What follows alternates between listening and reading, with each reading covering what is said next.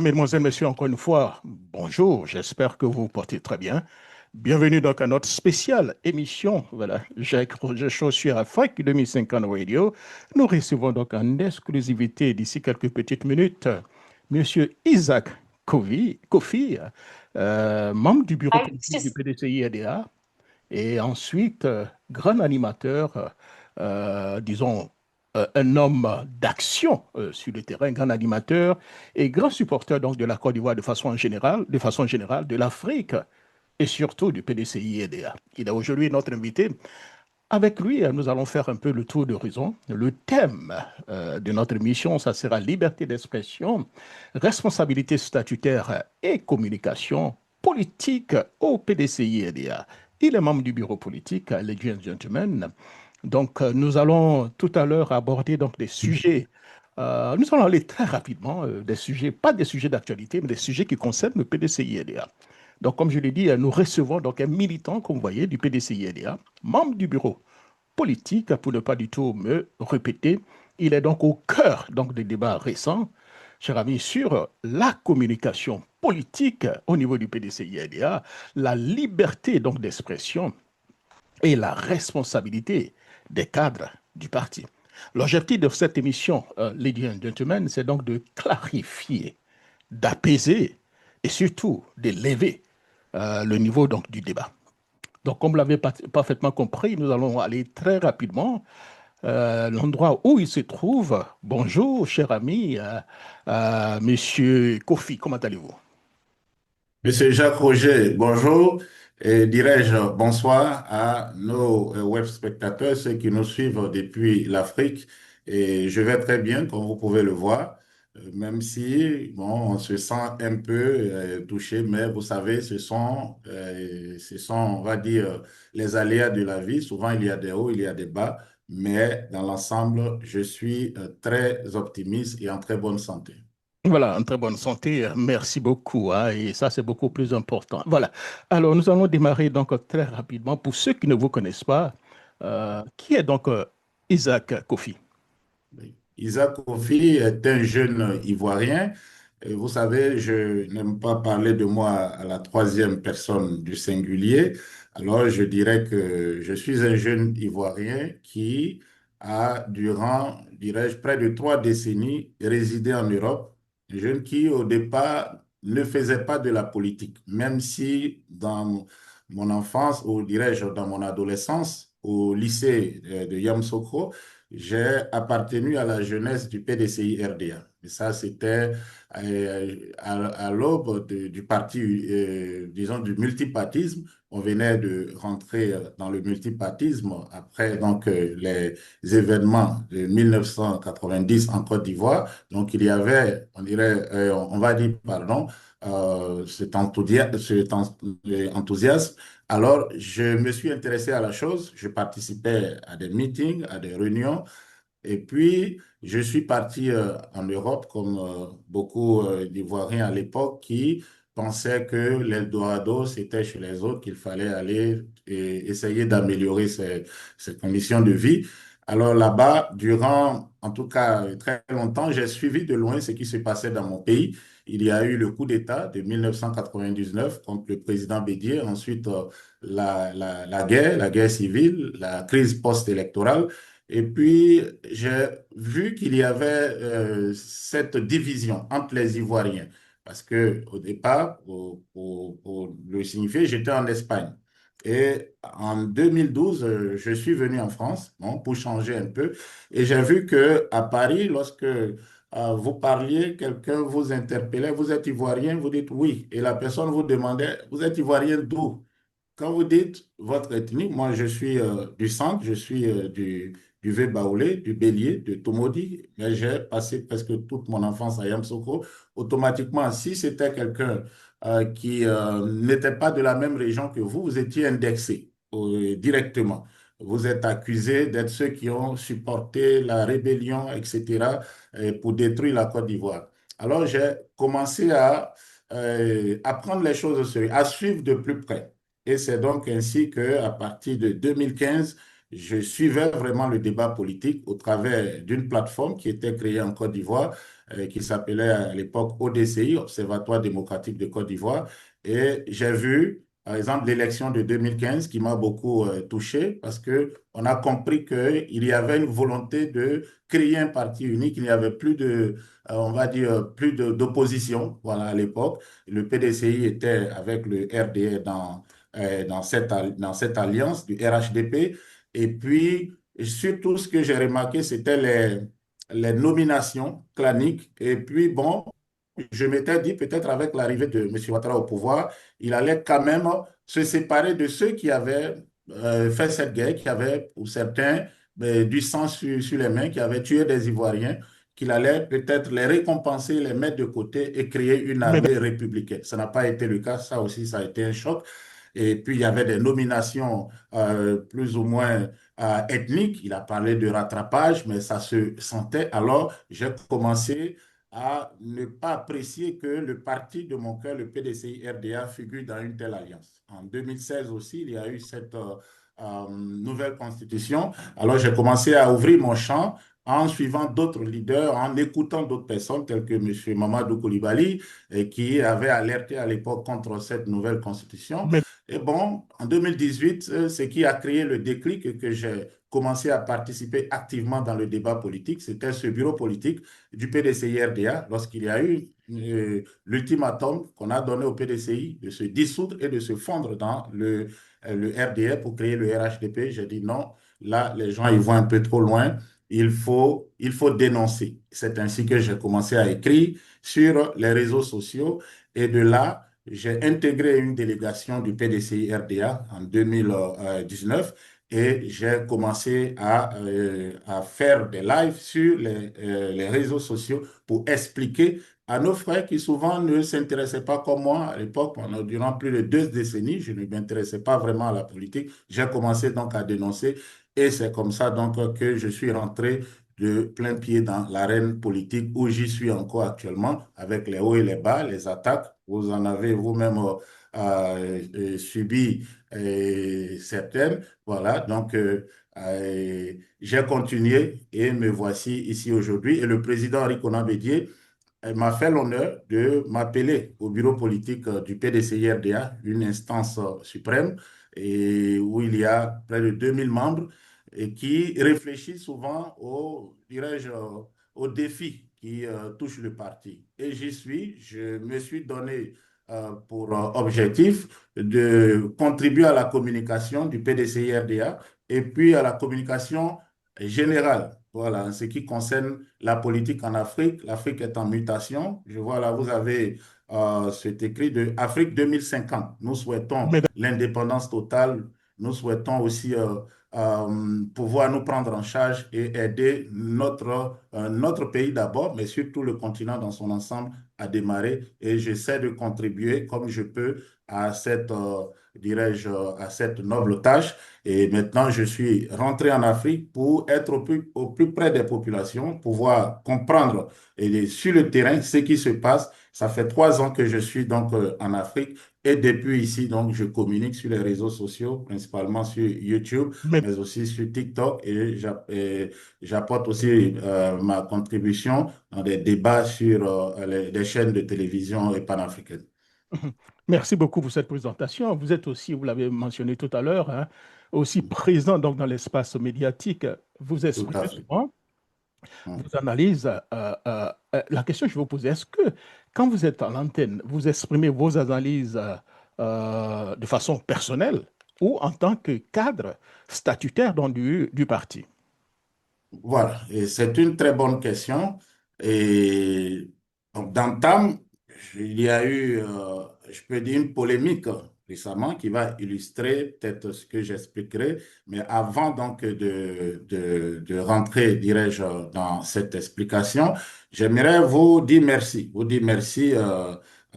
du fond du cœur à vous et aussi dire merci à des personnes. Si vous permettez, je peux peut-être Allez-y, citer allez-y, oui, allez-y. quelques-unes, voilà, Allez-y. tels que mon jeune frère, docteur Hugo, qui lui aussi, au départ, il était dans la société civile et après, il a compris qu'il fallait faire plus avec l'arrivée de nouveaux acteurs tels que le président Tidiane Thiam.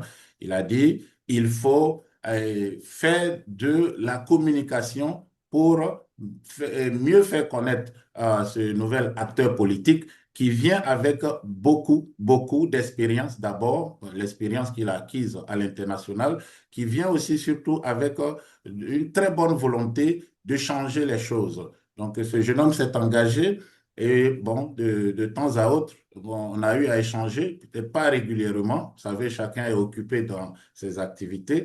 Et donc, lorsqu'il y a eu cette polémique, des personnes s'en sont prises à moi à cœur joie.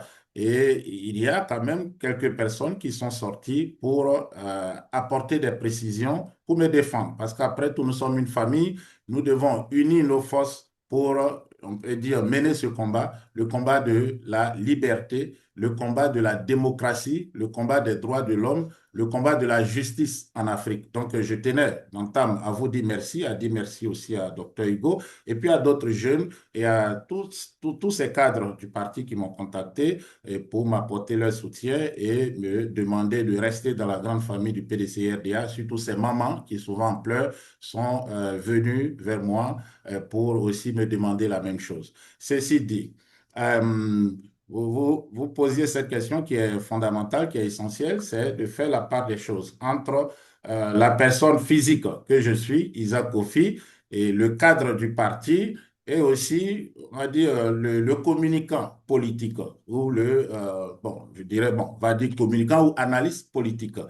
En effet, quand j'ai commencé sur les réseaux sociaux, c'était exclusivement pour faire la promotion, dirais-je, du PDC-RDA. Nous étions à quelques mois d'une élection présidentielle cruciale. Je vous ai expliqué tout à l'heure que l'élection de 2015, je l'ai suivie de bout en bout, même si je n'y ai pas participé parce que je n'étais pas physiquement présent en Côte d'Ivoire, mais aussi je n'intervenais pas dans le débat politique.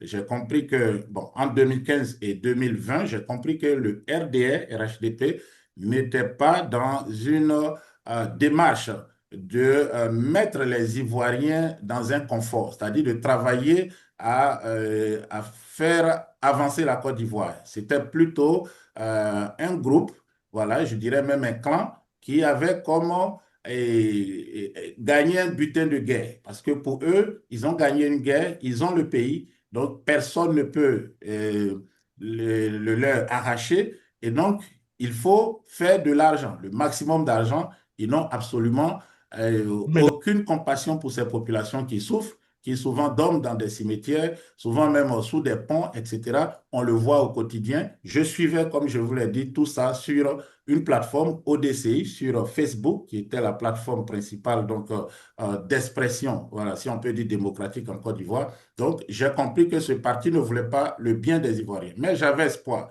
que le PDCI-RDA, s'il revenait au pouvoir en 2020, il pouvait faire quelque chose, il pouvait changer les choses. Il faut aussi noter que mais l'opposition, à l'époque, bon, si opposition, on pouvait, voilà, on pouvait dire ainsi, il n'y avait presque pas d'opposition. Le FPI était déjà divisé, profondément divisé même. Et puis l'autre acteur politique important, le président Laurent Gbagbo, n'était pas présent. Donc, c'est le président Henri Konan Bédié seul qui pouvait donc faire évoluer les choses. Et je me suis réjoui aussi qu'il a compris cette arnaque du RDR, de la coalition oufouettiste. En réalité, c'était donc une présentation, c'était un maquillage pour attirer le plus de nostalgiques du président Félix Houphouët-Boigny et principalement les militants du PDC-RDA. Donc j'ai compris, bon, ou du moins je me suis réjoui que le président Henri Konan Bédié ait compris cette mascarade et qu'il ait décidé de quitter cette alliance qui conduisait la Côte d'Ivoire dans le mur. Donc, je me suis engagé pour accompagner le parti, accompagner le président, mais en même temps, c'était pour dire, voici l'option qui peut sauver la Côte d'Ivoire actuellement. Donc, je m'engage dans le PDCI comme je l'avais fait, dirais-je, plus d'une vingtaine d'années plus tôt, à Yamoussoukro. Alors, je parlais un peu plus du PDCI. Et puis, j'ai intégré une délégation. Mais dès lors que le combat était terminé, bon, quand je dis terminé, je dirais une bataille s'était achevée avec l'élection qui s'est passée avec la fraude, les violences, etc. Nous avons fait ce qu'on a pu, mais on n'a pas pu faire bouger les choses. Donc, il ne fallait pas rester dans je dirais, dans son carcan, rester dans son petit cercle partisan. Il fallait s'ouvrir. Donc, j'ai commencé à parler, communiquer un peu sur tous les sujets, communiquer pour tout le monde, pour la Côte d'Ivoire. Et donc, il y avait, par exemple, sur mes lives, des gens des autres partis, que ce soit du PPACI, qui n'était même pas encore créé, c'était EDS, de toutes les autres formations, GPS, etc. Donc, je parlais généralement. Donc, à l'époque aussi, je n'étais pas membre d'une instance du parti du PDC-RDA. Alors, il faut aussi reconnaître que initialement, la communication, ce n'était pas mon domaine. Voilà, donc j'ai dû retourner sur les bancs, principalement à l'Université Paris 2, à l'Institut français de presse, à l'Université Paris Panthéon Assas, pour me former. Alors, c'est un métier que j'aime beaucoup, la communication, le journalisme, et j'ai voulu le faire pour permettre aux Ivoiriens de mieux comprendre les choses. Et j'étais en contact avec tout le monde, que ce soit la société civile ou les partis politiques. Donc, je communiquais de façon globale pour tout le monde, pas exclusivement une communication politique, un marketing politique orienté au PDCI-RDA. Mais en même temps aussi, on fait le marketing du PDCI parce que les gens se disent, voici un militant du PDCI-RDA, et il parle bien, excusez-moi, je ne donne pas voilà, des fleurs, mais il parle bien, peut-être que c'est un parti qui peut changer les choses, donc ça attire quand même aussi les gens. Et alors, lorsqu'on m'a nommé ou m'a proposé la nomination, j'ai été clair, je voulais rester avec ma liberté d'expression. Voilà, c'est-à-dire que il faut aussi le dire que ce travail était Est-ce que vous l'avez signifié à ceux qui vous ont nommé? Est-ce que oui, vous l'a- oui, à l'époque, oui.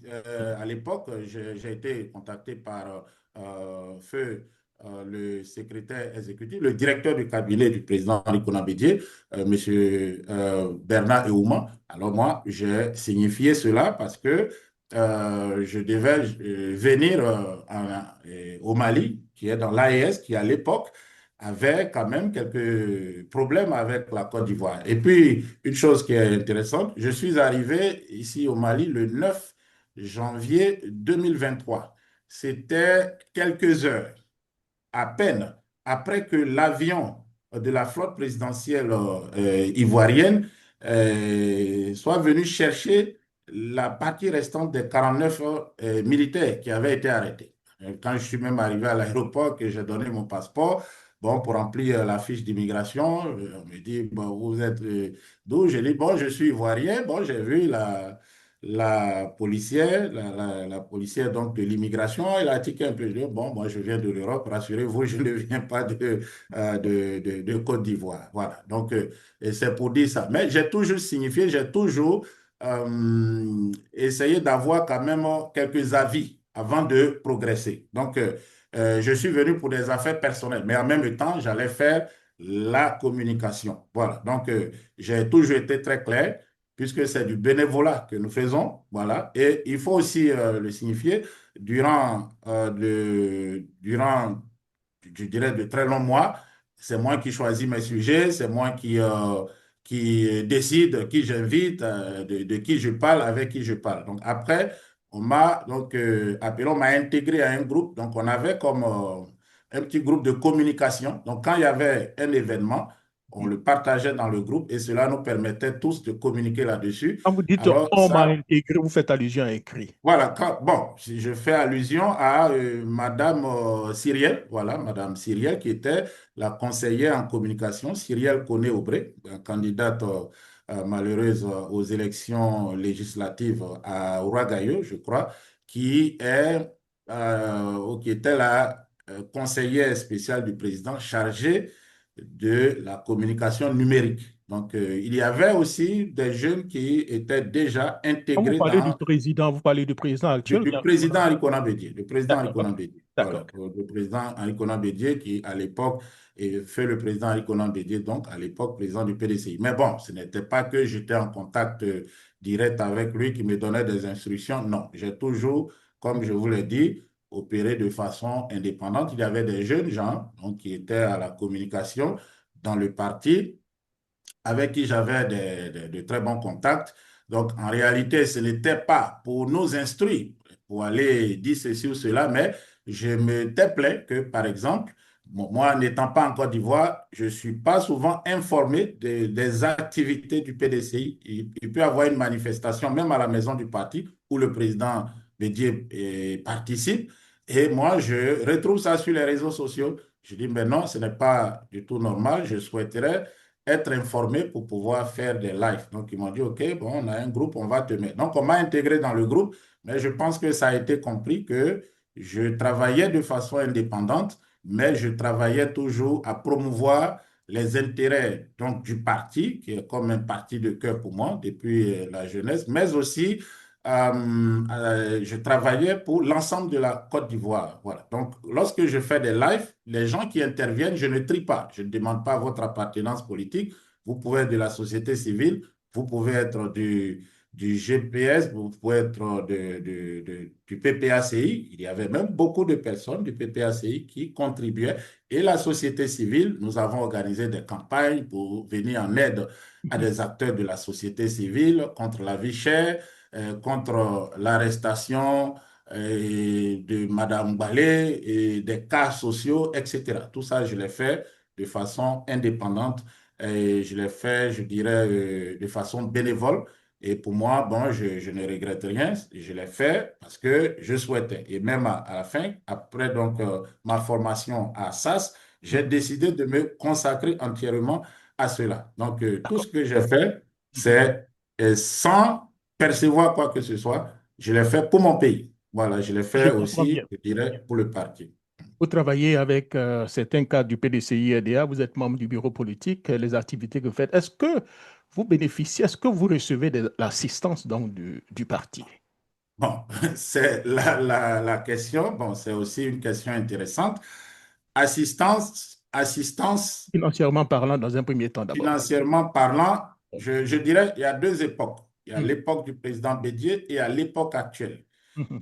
Mais avant de rentrer, de répondre à cette question, Mhm. déjà, vous savez, dans la vie, il y a une chose, tout ne se résume pas à l'argent. Il y a aussi souvent la reconnaissance. C'est ça. La reconnaissance, c'est vous, monsieur Jacques Auger, vous prenez de votre temps, vous êtes par exemple aux États-Unis, pays d'opportunité, vous pouvez aller, dirais-je, prêter vos services à différents secteurs. Vous pouvez faire de la communication qui concerne toute l'Afrique, Mais etc. Vous gagnerez peut-être mieux votre vie, mais vous avez choisi par amour pour votre parti de communiquer. Voilà, ou pour votre pays aussi de communiquer. Ce n'est pas forcément pour le parti. Vous aurez pu être à la Voice of America et être journaliste là-bas avant la fermeture, mais vous avez choisi de faire ce métier pour aider votre pays. Donc, de temps à autre, il est intéressant que des personnes vous appellent pour ne serait-ce que vous dire merci. Voilà. Donc, sur ce point, mais euh, il y a eu très peu depuis le début. Il y a eu très peu parce que j'ai compris que il y avait un peu comme de la peur. Il y avait comme de la peur venant de certains cadres personnellement, parce que c'est là aussi la question, du temps du président Bédier la ou peur à quel actuellement. niveau? Quand vous parlez de la peur, à quel Bon, niveau? bon, Peur quand de je mort? parle de la peur, bon, ok, à l'époque, moi j'étais en Europe, donc je me dis que, bon, en Europe, mais le fait de dénoncer, de critiquer, même sans injurier, parce que j'ai quand même tenu à être professionnel dans mes prises de parole, et tout ce que je dis, j'avance des preuves pour corroborer cela. Et donc, j'essaie quand même d'être professionnel. Mais malgré cela, ça reste de la critique. Et on sait que nous sommes dans une dictature en Côte d'Ivoire. Tout le monde se dit ou se sait sur écoute. Donc, les personnes, souvent, ont peur peut-être de prendre contact avec une personne qui peut-être est dans, je dirais, une opposition frontale Mhm. contre la dictature, le parti au pouvoir. Donc, je n'ai pas eu dans ce sens beaucoup de soutien. Il faut que je sois clair là-dessus. Je n'ai pas eu beaucoup de soutien. Et ce n'est pas seulement au niveau des cadres. Bon, il y a aussi, par exemple, je peux dire la jeunesse. La jeunesse, que ce soit les structures de jeunes, etc. Lorsque j'ai lancé des appels, par exemple, pour des soutiens, pas forcément financiers, des soutiens en termes de logistique. par exemple, il y a souvent des manifestations en Côte d'Ivoire ou même à l'intérieur du pays. Mon projet initial, c'était de créer, je dirais, une chaîne de télé, une chaîne virtuelle qui pourrait être diffusée en continu peut-être, c'est-à-dire qu'il y ait plus de production. Donc pour cela, on a besoin de former une équipe de rédaction, on a besoin de personnes qui fassent la veille informationnelle, de personnes qui se déplacent, des JRI, des journalistes reporters d'images qui peuvent se déplacer quand il y a des manifestations. Donc, à plusieurs reprises, j'ai lancé des appels. Donc, déjà dans la jeunesse, je n'ai pas reçu de réponse. Et pour vous le dire, j'avais un numéro que je publiais qui était connu de tous, qui était officiel. Donc, euh, bon, moi, je n'ai pas les contacts de certaines personnes, des personnes, pas de certaines personnes, des personnes, mais j'ai mis un contact public. Bon, personne ne me contacte. Donc, il y a des personnes qui viennent. On ne sait pas vraiment leur appartenance, voilà, s'ils sont avec l'opposition ou s'ils viennent pour saboter, les infiltrer. On en a eu, que ce soit dans la diaspora, et pour gérer, par exemple, un groupe Telegram ou WhatsApp, on a des personnes qui nous donnent des faux noms, des personnes qui viennent aux manifestations masquées et tout ça, on s'en rend compte et on se dit, on a pris des risques parce qu'on a les contacts téléphoniques de centaines de personnes qui sont donc sur ces plateformes-là. Donc, on est quand même un peu prudent, mais on se dit, bon, si on a des militants ou des personnes proches de nous, du parti, ça peut nous aider, voilà, ou de la société civile, etc. C'est sur ce point, peut-être que se trouvait mon plus grand regret. Je ne me plains pas forcément des cadres, je n'en ai pas eu. J'ai, par exemple, échangé qu'une seule fois, deux fois, avec le président de la jeunesse, que deux fois. La première fois, c'était en 2020, lorsque la maison du président Bédier était encerclée. Donc, ils étaient au combat. Donc, il y a un jeune qui m'appelle, qui me dit, écoute, on est là, on essaie donc de forcer le blocus pour aller au domicile du président Bédier, mais c'est difficile. Mais je suis avec le président de la jeunesse. Donc, il me Maintenant, passe, je voilà, il sais me que vous passe le avez une émission président. tout à l'heure. Vous avez beaucoup de choses à dire. On aura la possibilité de revenir une autre fois, mais vous avez une émission tout à l'heure. Donc, je vais aller très rapidement pour vous poser cette question. Maintenant, on a passé donc le temps de M. Henri Konan Bédier, décédé, paix à son âme. Vint maintenant M. Tidiam Thiam et son équipe. Maintenant, quels sont vos rapports avec eux, surtout sur le plan de la communication? Voilà, OK. Sur le plan de la communication. Bon, donc je vais quand même donner ce point. OK. Concernant la, vous avez parlé de soutien financier. Soutien financier. Au temps du président Bédier, il a donné des instructions. Il a donné des instructions pour que on me mette des moyens. J'ai appris certaines, par exemple, il y a à peine quelques jours, même pour acheter du matériel, l'argent a été détourné. L'argent a été détourné parce que Vous avez lorsque parti? j'explique, voilà, oui, je ne donne pas de nom, mais la personne me dit non, c'est telle personne qui a eu l'argent, non? Je dis oui. Il dit OK, le président avait donné telle somme à telle personne et l'autre il s'est servi, l'autre s'est servi, voilà ce que vous avez eu. Bon, c'est un peu comme vous êtes un gamin là et tout ça. Maintenant, deuxièmement, le président avait donné des instructions. Depuis 2020, toute l'année 2021, les sommes qui m'étaient allouées ont été détournées. Et vous savez comment moi je vais l'apprendre? Mhm. C'est dans les guéguerres, c'est-à-dire dans les clans qui s'affrontent au niveau du parti, Mhm. que l'autre groupe va m'approcher, peut-être dans une tentative de me recruter, et va me relever cela.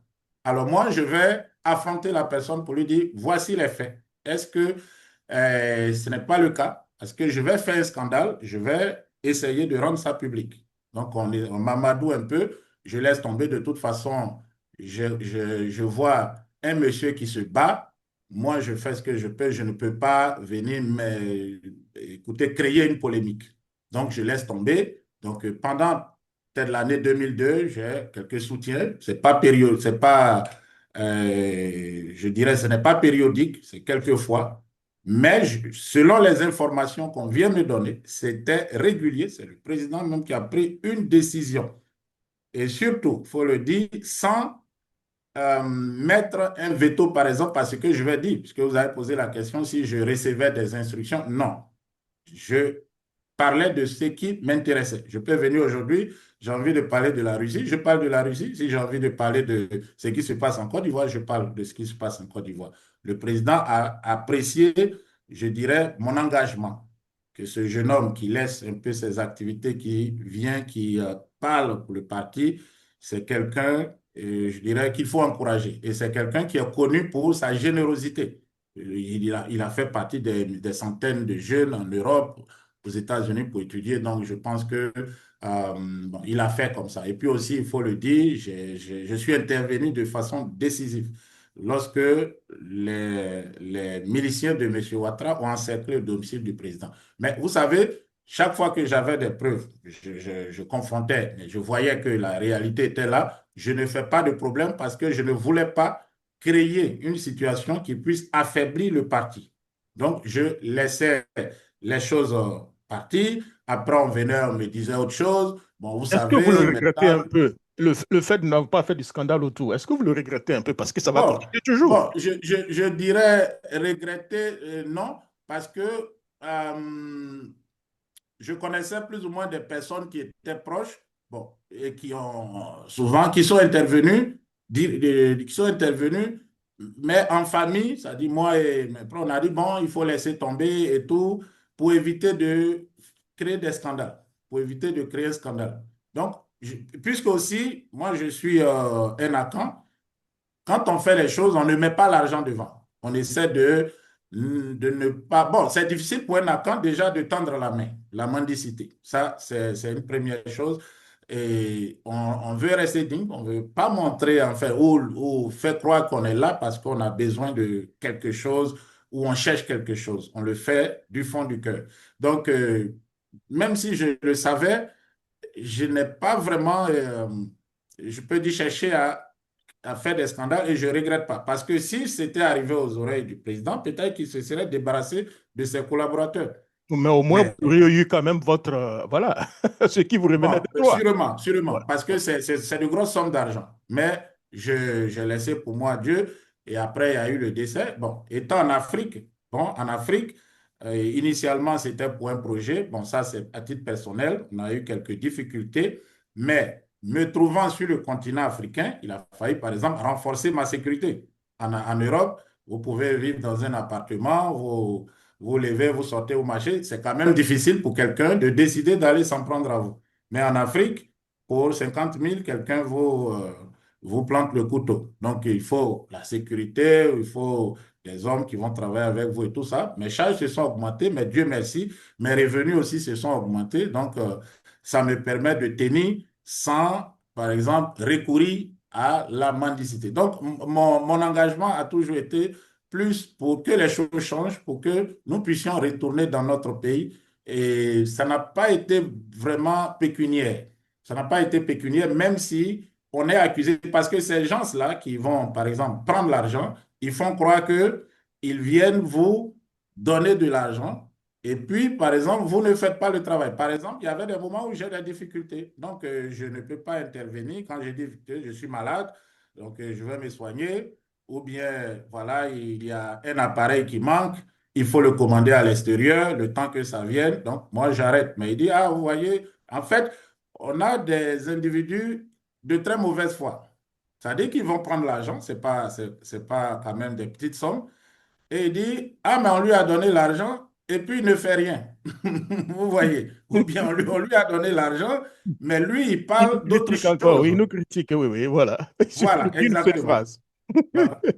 Donc, moi, je dis, bon, vous apprenez ça après, ça vous choque, mais bon, vous voyez, je n'étais pas politique, comme je l'ai dit. C'est maintenant que je participe au débat et j'apprends beaucoup. J'essaie d'apprendre vite, j'apprends beaucoup.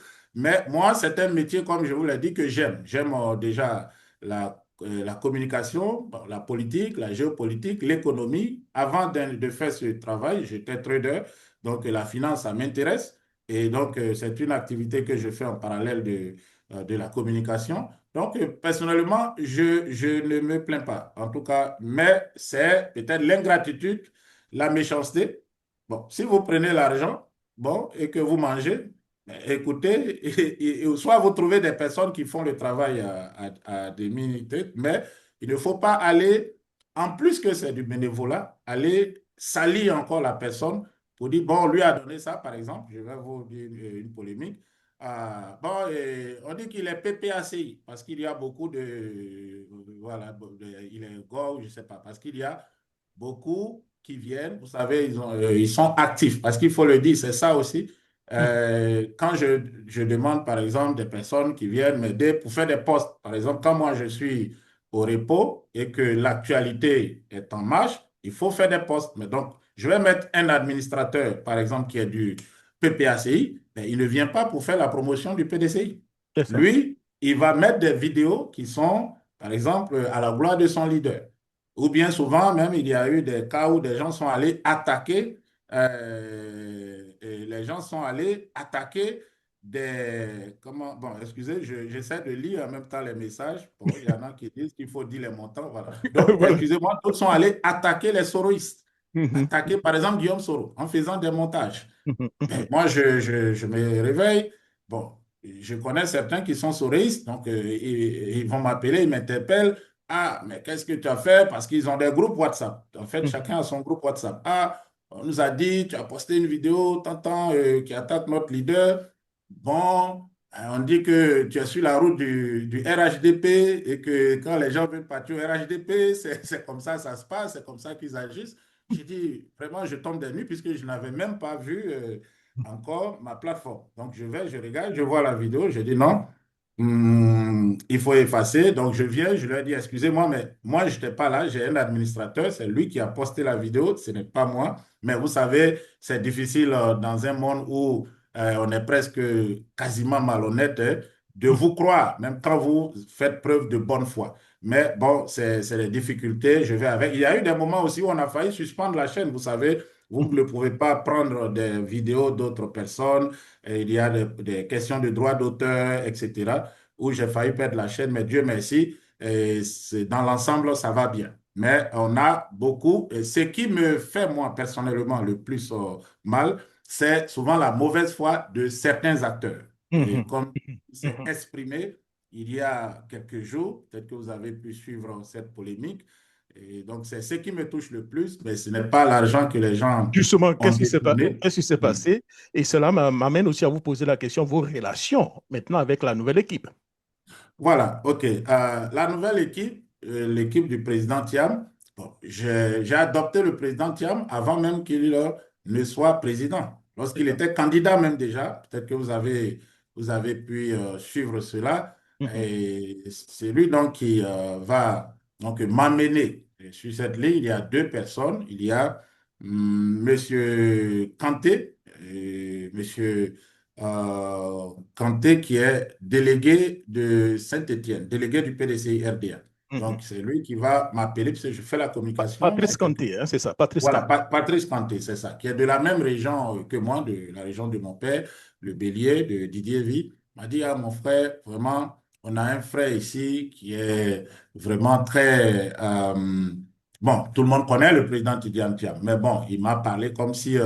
bon, je ne le connaissais pas, il m'a vraiment présenté la personne qui peut apporter beaucoup. Donc, il veut créer un mouvement qui s'appelait, je crois, la Renaissance du Bélier. C'est ça. Donc, il avait besoin, voilà, que je l'aide dans la communication de ce mouvement. Bien sûr, bon, en 2020, j'avais aussi vu, on va dire, les apports que le président Thiam avait faits concernant, euh, voilà, la situation générale, mais surtout la situation personnelle du président Henri Konan Bédié. Donc, quand M. Kanté m'a parlé du mouvement la renaissance du bélier, je lui ai dit, il n'y a pas de problème. Si je le fais pour la société civile, je le fais pour les autres, ce n'est pas vous que je vais, en tout cas, refuser d'aider. Donc, j'ai commencé à communiquer sur la renaissance du bélier, bien avant même que le président Thiam ne débarque en Côte d'Ivoire. Ensuite, le vice-président aujourd'hui chargé de la diaspora, M. Nestor Kofi, que je connais aussi personnellement, et c'est un doyen à Paris, en tout cas, qui a toujours, en tout cas, qui m'a beaucoup encouragé. Voilà. Déjà, il y avait des guéguerres. Si on veut expliquer cela, on passera toute la nuit ici, au niveau des délégations là-bas. Voilà. Même quand je faisais la communication, donc, mais, ouais, il faut continuer, jeune frère et tout. Et lui aussi, il faut il était le porte-parole du président Bédié à l'international. Donc, il intervenait sur les plateaux de télé. Voilà. Il intervenait aussi sur des plateformes numériques. Donc, souvent, je peux lui demander des conseils. Donc, lui aussi a créé un mouvement de soutien qui s'appelait Concorde au président Thiam. Alors, je suis aussi intervenu là-bas pour apporter mon aide. Et c'est donc dans cette optique que j'ai commencé à promouvoir le président Thiam, bien avant son arrivée. Donc, le président, il est arrivé déjà en 2022, et ensuite en 2023, après le décès du président. Donc, j'ai participé activement à la campagne parce qu'il y avait aussi d'autres éléments. Et il n'y avait pas, je dirais, d'alternative au PDCI-RDA pour prendre le parti. On a compris que ceux qui venaient étaient dans je dirais, une démarche de récupérer le parti et d'aller vers le RDA pour faire disons, des compromis ou des compromissions. Mhm. Et par contre, avec le président Thiam, c'était l'autonomie. Le PDC allait continuer à vivre de façon autonome et surtout peut-être attirer plus de jeunes. Donc, naturellement, je suis allé là-bas, j'ai fait la communication. Bon, je ne peux pas dire des noms en tant que tels, puisque, vous savez, ce sont des faits, voilà, qui se déroulent toujours. Et vu comment le pouvoir traite aujourd'hui les Ivoiriens, y compris les leaders politiques, il faut préserver aussi l'anonymat de certaines personnes. Donc, des proches du président, bon, oui, j'en connais, je connais des proches, et donc, ce n'est peut-être pas la même chose parce que le président même vient d'arriver, il n'a pas peut-être créé ces structures. Par exemple, à l'époque, voilà, je travaille peut-être directement avec Madame Cyrielle, mais actuellement, il n'y a pas une structure pareille. En tout cas, si elle existe, moi, je ne sais pas. Mhm. Donc, je suis plus resté dans l'informel, à travailler plus. Mais il n'appartient pas au président de venir vers moi. Vous voyez, il y a des collaborateurs C'est ça. qui peuvent le faire. Donc, là aussi, c'était total blackout. Durant toute l'année 2025, 2024 a été une année quand même éprouvante pour moi. 2025, à la campagne et tout. Bon, en tout cas, j'ai fait comme je peux. Des contacts informels existent avec des proches. Bon, par exemple, on a M. Nestor lui-même. On a aussi le conseil spécial chargé comment je vais dire ça, de la société civile.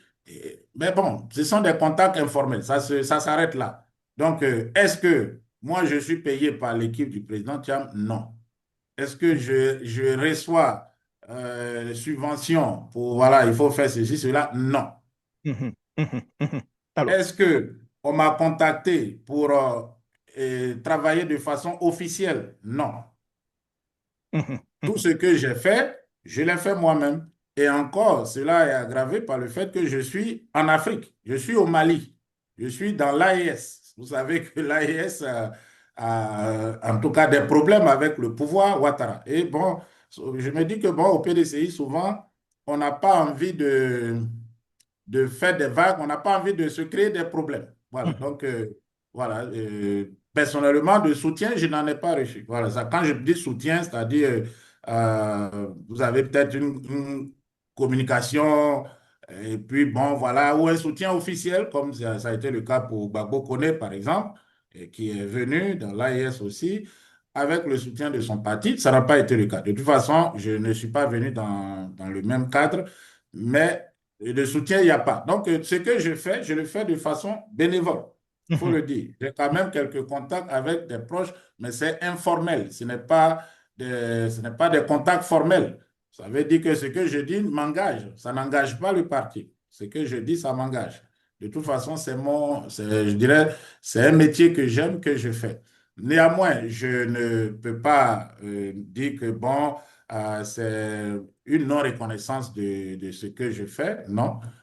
Moi, les gens qui m'écoutent, s'ils me disent merci, ça suffit. Je me dis aussi que c'est la situation. Bon, ils ne veulent peut-être pas qu'il y ait des accusations. Le régime peut directement accuser, oh, celui-ci, il est là pour déstabiliser. Et puis, bon, on met tout ensemble. Monsieur Kofi, Voilà. je sais que vous Oui. avez une émission tout à l'heure. Est-ce que nous allons écouter ou nous pouvons Oui, continuer? on va écouter. Voilà. Bon, selon vous, Est-ce que les points combien de temps importants. encore Donc, pouvez-nous consacrer? Peut-être qu'on aura la bon, possibilité. là, nous sommes à 20 heures.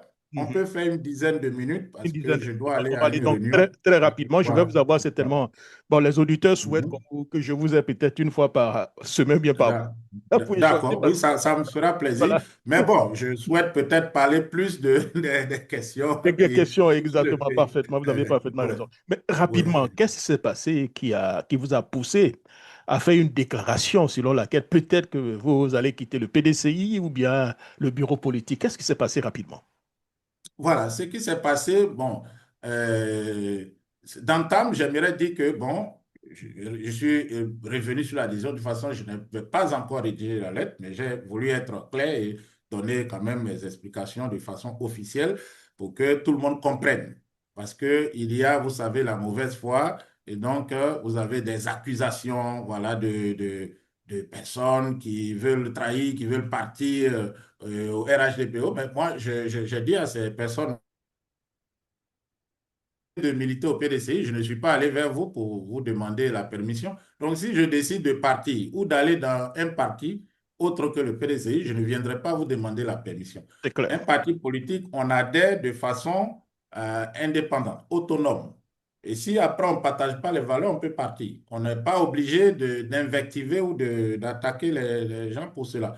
Voilà. Et puis, le parti, le PDCI, c'est le Parti démocratique de Côte d'Ivoire. Ce n'est pas le parti dictateur de Côte d'Ivoire. Ça, il faut aussi que ça soit clair dans l'esprit de beaucoup d'hommes. Ce qu'on le fait, comme je l'ai dit, c'est sans rémunération financière, sans aussi reconnaissance, hein. C'est un peu comme la résistance pendant Mhm. la Seconde Guerre mondiale. C'est à la fin, c'est à la victoire qu'on a partagé les médailles. Voilà, qu'on a dit, celui-là, c'est un compagnon de la libération, cet autre, voilà, c'est, dirais-je, voilà, un ami de la France, et d'autres ont été bannis, ont été déchus de leurs droits civiques. Donc, on se dit, on fait le combat, à la fin, on verra bien ce qui se passe, voilà, si on aura des médailles, ce qui est pour nous plus significatif que l'argent. Ceci dit, que s'est-il passé exactement? Alors, je suis intervenu, c'était le jour où le secrétaire exécutif du parti avait été arrêté par le pouvoir. Je suis intervenu pour dire, bon, dans mes commentaires, voilà, c'est un commentaire que j'ai fait, j'ai dit, il faut que le président, depuis donc son exil, il faut aussi le signifier, le président est en exil, il doit être je dirais, plus dur avec le pouvoir. Il faut donc qu'il continue sa diplomatie, qu'il continue son lobbyisme pour qu'il y ait une pression internationale sur M. Ouattara pour au moins donner une chance à la démocratie. C'est un peu ce que j'ai dit. Alors, j'ai fait le parallèle en disant, le président était allé en exil, bon, un exil qu'il souhaitait, ça c'était à l'époque. Pendant 23 ans, je souhaite donc qu'il ne reste pas comme avant où il a totalement oublié le pays, il est allé travailler, mais qu'il soit comme s'il est présent en Côte d'Ivoire. Voilà ce que j'ai dit en substance. J'ai dit, ben, si il reste longtemps, s'il ne rentre pas, les gens considéreront peut-être que c'est parce qu'il a peur qu'il est parti, alors ça peut démotiver les militants. Alors, il y a eu des individus mal intentionnés qui ont fait un montage de cette vidéo en coupant quelques parties et ils ont donc rattaché ces parties-là pour créer une polémique. C'est une vidéo qui est devenue virale. Alors des personnes aussi qui sont dans le même parti ont utilisé cette vidéo comme prétexte pour m'attaquer. Voilà, des personnes qui sont peut-être pas proches, hein, mais qui se disent ou qui sont du PDCRDA. Et je n'ai pas apprécié. Je les ai interpellés directement. Parce que ce que j'ai compris en allant sur les pages de ces personnes, j'ai compris que jamais ils n'avaient partagé ne serait-ce qu'une seule vidéo. Voilà, jamais une seule vidéo. Deuxièmement, je n'ai jamais échangé de messages avec ces personnes. Mais une fois qu'il y a une polémique, ils récupèrent cette polémique pour m'attaquer. Bon, si vous souhaitez faire la communication. Si on vous fait de l'ombrage, alors venez récupérer la place et faites la communication. Bon, moi, je suis journaliste de formation. Ça veut dire que je peux continuer dans la communication, mais je ne parlerai pas des sujets qui peuvent vous fâcher, par exemple. Parce que c'est celui qui ne parle pas qui ne commet pas des fautes. C'est quand on n'est pas sur la terre qu'on ne va pas faire des erreurs. Tout le monde fait des erreurs. Je peux dire quelque chose qui va vous déplaire. Il y a eu plusieurs cas où, par exemple, lorsque le président Thiam venait, et que j'ai dit, c'est celui-là qui est mieux placé pour prendre la Côte d'Ivoire. Mais il y a des personnes proches d'autres formations politiques qui n'ont pas apprécié, qui ont dit en substance, ah oui, on prend après le Burkinabé, Alassane Ouattara, maintenant c'est un Sénégalais qu'on veut on veut nous imposer, la France veut nous imposer le Sénégal. J'ai dit non, le président Tia, mais tout le monde le connaît ici, tout le monde l'a vu ici, major de promo au lycée classique. Monsieur Isaac, par rapport à cette Oui. décision de rentrer, bon, moi j'ai ma position hein, qui doit rester Mhm. jusqu'à ce que tout se Mhm. calme. Mais Oui. venons à ce que vous aviez dit. Vous êtes très Mhm. suivi, il faut le dire. Hein. Au Mhm. live, des fois, vous allez Merci. jusqu'à 5 000, 10 000. Hein, et ça, Oui, c'est oui, super. merci. Comprenez. Merci. Mhm. Alors, et ce qui sort là-bas a l'impact sur la population et sur les militants. Tout à En fait. le disant, est-ce que vous comprenez un tout petit peu la frustration de certains cadres du PDCI-RDA, tout en sachant que vous êtes libre, qui ne Mhm. vous finance pas, mais que votre voix compte? Mhm. Est-ce que vous la comprenez un peu? Tout à fait. Je comprends. Je comprends. En fait, ça, j'ai été très clair. J'ai même fait 2 vidéos pour essayer de m'expliquer, de me justifier, chose que je ne fais pas, mais pour, on va dire, rectifier le tir. Mhm. Et j'ai été quand même précis. J'ai expliqué que et la vidéo a été, on va dire, travaillée. Ce n'est Mhm. pas l'ensemble. On a pris des parties ici, des parties là et on a mis ensemble. Ça cause la Manipulé, hein, polémique. Voilà, a manipulé. été manipulé. Ceux qui m'ont contacté, je leur ai demandé d'aller voir la vidéo initiale. Quand ils l'ont fait, ils sont venus vers moi avec des excuses. Ils m'ont dit, ah, excuse-moi, je n'avais pas vu la vidéo quand je t'ai envoyé ce message. Mais ceux qui ne l'ont pas fait, ou ceux qui ont été aussi manipulés à leur tour. C'est-à-dire, il y a une dame, par exemple, qui a envoyé un message là-bas pour, bon, voilà, pour exprimer sa colère. Et si Isaac ne veut plus, il n'a qu'à quitter, il n'a qu'à fermer, partir. Mais les gens lui disent, mais est-ce que vous avez suivi l'affaire? Il dit, non, c'est quelqu'un qui me l'a dit. Voilà. Mais la personne qui vous l'a dit, bon, peut-être ne vous a pas relaté fidèlement les faits. Donc, ceux qui ont compris, ils ont en tout cas été indulgents. Maintenant, ceux qui ne l'ont pas fait, ou des personnes de mauvaise foi, c'est-à-dire qui disent, bon, il me plaît bien, mais ça, il a mal agi. Alors moi, je vais sur la page de la personne, je fouille pendant des années, aucune vidéo d'Isaac Kofi. Alors, je vais dans les messages Messenger, aucun message, on n'a jamais parlé, on n'a peut-être jamais échangé donc, de parole, mais je me rends compte que la personne me connaît au point qu'il peut voir une vidéo qui fait polémique et réagir là-dessus. Et je dirais, la logique aurait voulu qu'ils prennent contact avec moi pour essayer de mieux comprendre. Voilà, mieux comprendre ce qui s'est passé ou me donner même bon, des conseils, des remontances même en privé. Il n'y a pas de problème. Bon, on est des humains, on peut commettre une faute. Et vous savez, on est en direct. Quand on est en direct, je fais tout Effectivement, le bien sûr. travail seul. Mhm. Voilà, on peut, peut-être on est un peu exalté, on peut dire des choses qui peuvent blesser la sensibilité. Voilà, après on peut regarder, bon, les gens vont dire, bon là, il fallait dire ainsi, il faut rectifier parce que ça peut semer le doute, c'est compréhensible. Mais là, la vidéo a été manipulée. C'est ce qui me touche au moins un peu. Parce que lorsqu'il y a une manipulation, on ne peut rien faire contre cela. Voilà, on ne peut rien faire, sauf la bonne foi et la compréhension des gens, c'est-à-dire aller un peu être des personnes qui expliquent. Voilà, qui expliquent que, ah, le frère peut-être, Mais voilà ce qu'il a est-ce que dit. mais vous n'avez pas prêté le flanc en contemplant même l'idée même de démissionner? Est-ce que vous n'avez pas prêté le flanc? Bon, non, non, non. Je pense que le démissionner est venu après. Bon, Oui, oui. démissionner, quand je dis démissionner, ce n'est pas un chantage ce n'est pas un chantage. Bon, je ne suis pas quelqu'un qui fait des chantages. Mhm. Je me dis que si je peux déranger, puisque une chose, peut-être on n'a pas eu le temps peut-être d'en parler avant, j'ai reçu des menaces, Mhm. des messages de De la menaces. part de qui? De la part de qui Non, vient de de la part de venant de- personnes que je ne connais pas, Mhm. de militants du PDCRDA.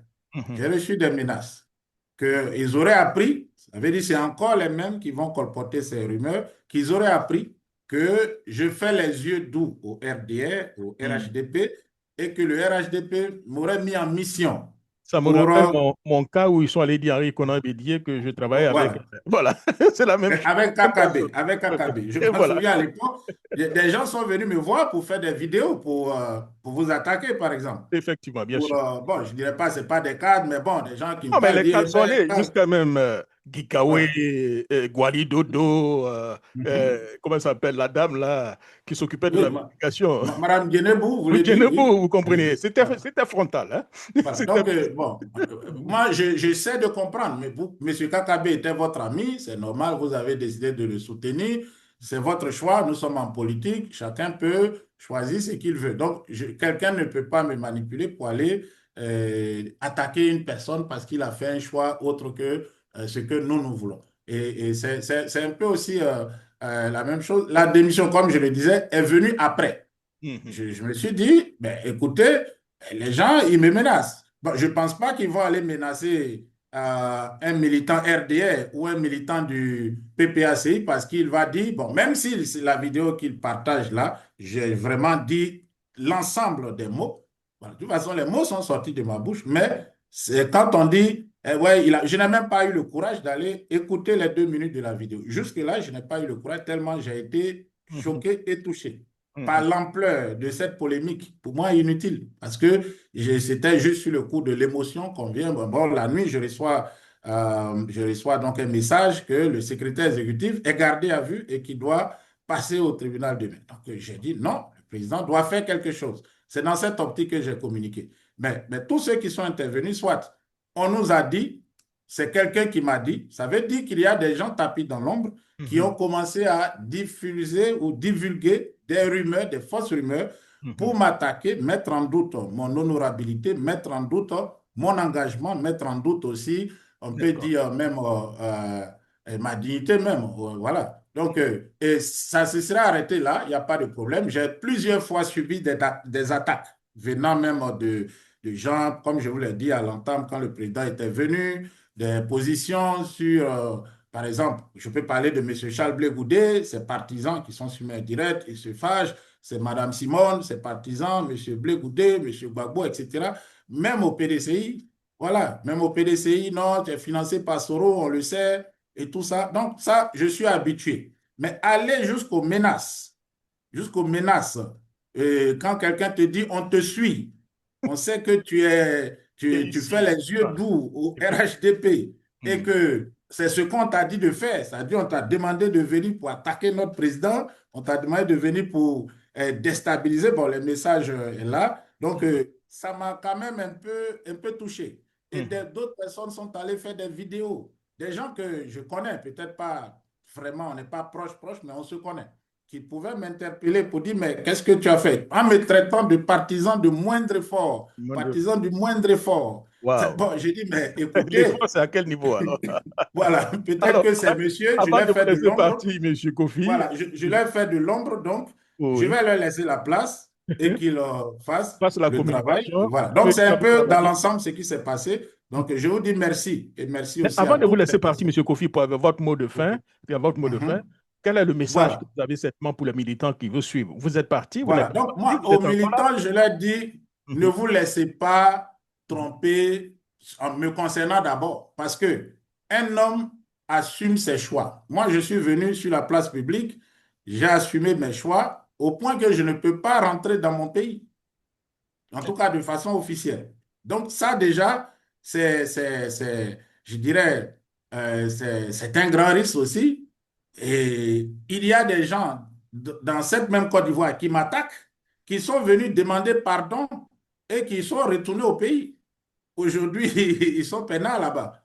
À peine ils ont fait 6 mois d'exil que déjà la vie, disons, le monde leur tombait dessus, qu'il fallait aller se dédier pour rentrer.